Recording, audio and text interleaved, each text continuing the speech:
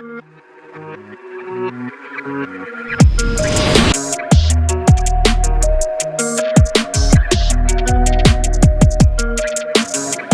name is Russell Clebert.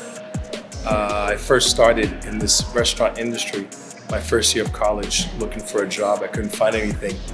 Living in Sheepshead Bay, Brooklyn, I frequented the movie theater not too far from where I live, and right across the street was this TGIF. And I said, you know what? Let me drop in an application and see what happens.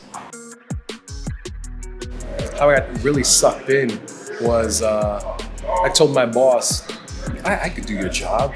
You know, young, cocky guy like me, I could do your job. You walk around with a shirt and tie, looking good, not realizing all the work that he puts into it.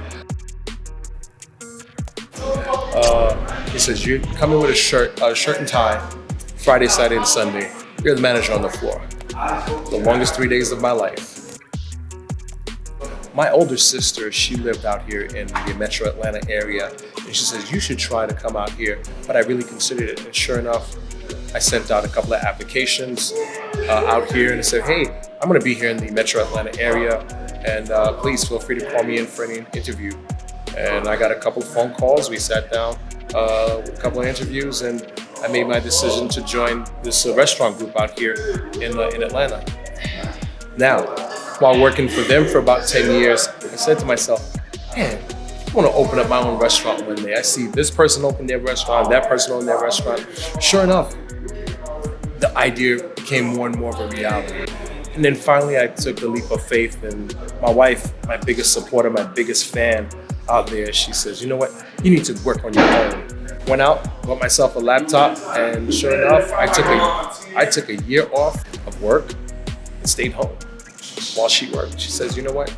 If you do that, I'm here to support you. So I stayed home, supported the kids, made sure they're doing well in school.